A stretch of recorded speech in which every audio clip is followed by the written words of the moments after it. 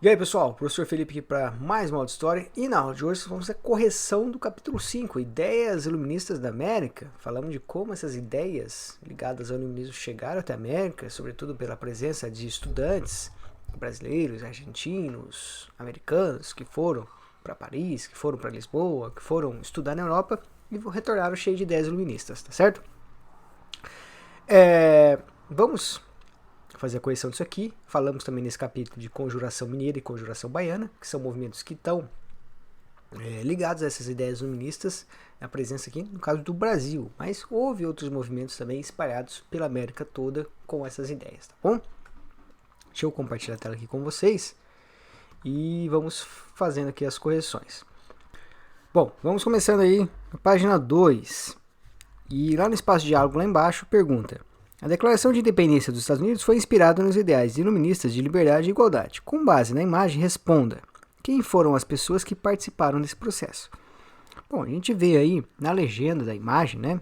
E eu sempre falo para vocês, toda vez que a gente não encontra respostas só olhando uma foto, só olhando uma imagem, a gente tem que procurar outros elementos. A imagem, aliás, a legenda, o título, o lugar onde essa imagem está, faz muita diferença. Se ela é uma fotografia que está dentro do celular, se é uma fotografia de uma galeria, se é um outdoor, se é um quadro na parede. Então a gente precisa ter essas referências do lugar e procurar o máximo de referências para a gente conseguir interpretar essa imagem, tá? Nesse caso aqui, né, a gente vê que na legenda, né? Declaração de Independência dos Estados Unidos, cerca de 1817 a 1819, tá? Museu do Capitólio, em Washington. Né? Capitólio é o centro do poder dos Estados Unidos, né? Tem a Casa Branca e o Capitólio é o centro do Congresso. Na obra, Thomas Jefferson, vestindo colete vermelho, entrega a Declaração de Independência aos representantes das 13 colônias, tá? Durante o Segundo Congresso Continental. Ele e Benjamin Franklin, à sua direita, foram representantes do pensamento iluminista na América. Quem foram pessoas que participaram desse processo? Colonos americanos, entre eles caras com influência iluminista como Thomas Jefferson e Benjamin Franklin, por exemplo. Essa aqui poderia ser a resposta de vocês, tá? Não precisa estar escrito igualzinho eu falo, mas aqui são as ideias que importam. Depois disso, nós vamos lá para a página 5, tá? Que é esse pedacinho que está colado aí. Leia com atenção o texto que acompanha cada uma das imagens da página anterior e responda ao que se pede. O que esses homens tinham em comum? Né? Tá falando desses homens aqui, do Cláudio Manuel da Costa, o Benjamin Franklin, o Cipriano Barata, o Mariano José Pereira da Fonseca. O que eles tinham em comum? Bom, todos eles faziam parte das elites coloniais. Né? Fosse o Franklin lá nos Estados Unidos, fosse esses outros aqui no Brasil. Todos eles eram homens, todos eles eram brancos, tá? Todos eles, então, faziam parte dessa elite que teve condição de estudar e teve condição de viajar para a Europa e, assim, conhecer o iluminismo e trazer essas ideias para cá, tá? Então, aqui são pontos em comum entre eles. B. Explique como as ideias iluministas chegaram à América. Bom, esses caras, principalmente, foram estudar na América e trouxeram o quê? Ideias, livros, vontades, desejos, experiências relacionadas, então, ao iluminismo. Beleza? Então, essas ideias chegavam aqui através disso. Livros e pessoas que tinham estudado na Europa e traziam essas referências para cá. Vamos virar a página. Vamos lá para a página 7.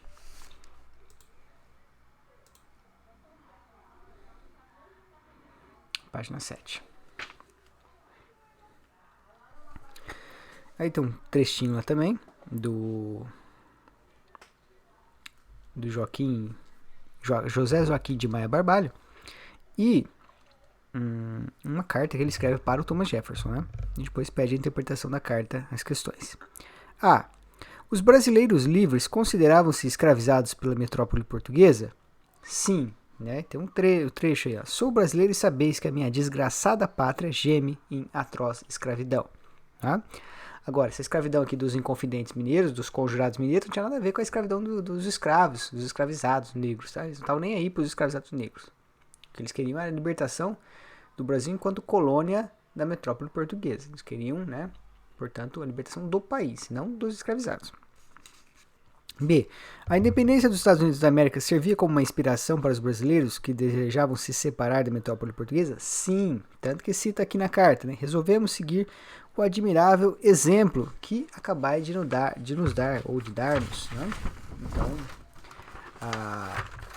no Horizonte dos Inconfidentes, né, aqui da Conjuração Mineira, a principal referência era justamente a independência dos Estados Unidos. Até porque a Revolução Francesa estava acontecendo no mesmo ano. Depois C, na página 8 aí, né? A metrópole portuguesa temia o exemplo que a independência dos Estados Unidos fosse seguida pelos brasileiros? Sim, né? Olha ele dizendo na carta mais uma vez.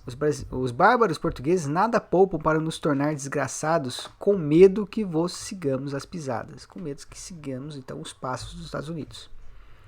D. O autor considerava que Portugal oprimia e explorava os brasileiros? Sim, né? Em várias passagens ele cita isso.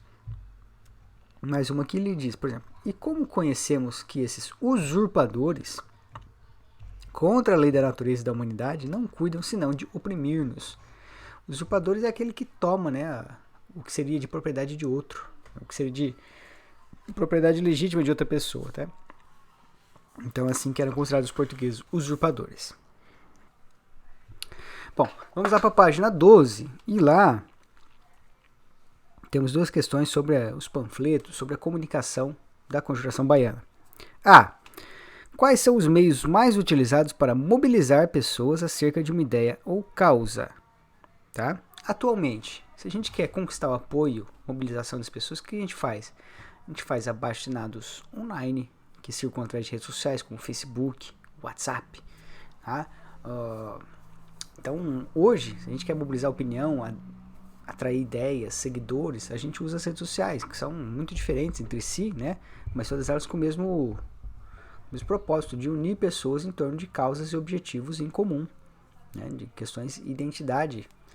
E assim funciona o WhatsApp, assim funciona o Facebook, assim funciona o Instagram, entre tantas outras redes sociais aí.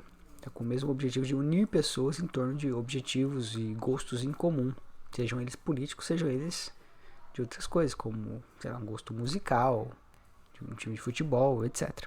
Né? Mas o meio em si, a resposta que vocês têm que dar é: hoje utilizamos as redes sociais para isso. B. Registre algumas sugestões para fazer uso desses meios de maneira responsável. Bom, logicamente que as redes sociais elas têm um grau de variedade entre elas. Já hoje um ponto pacífico, né, que se você ofende a honra de alguém, se você propaga mentiras nas redes sociais, como por exemplo o Facebook ou Instagram ou outras aí, que são postagens públicas, né, onde todo mundo tem acesso, você é responsabilizado por isso, né? O WhatsApp é uma questão um pouquinho diferente, que é uma rede meio que subterrânea, né? Você só expressa suas opiniões para pessoas do seu convívio direto, né? Quase que num tom de conversa, é como se fosse uma conversa dentro de casa e não uma conversa na rua, como é o Facebook e outras redes sociais. Então, aí a gente tem responsabilidades diferentes e maneiras de responsabilizar pessoas e atos diferentes, tá? Mas eu quero ouvir os comentários de vocês acerca disso.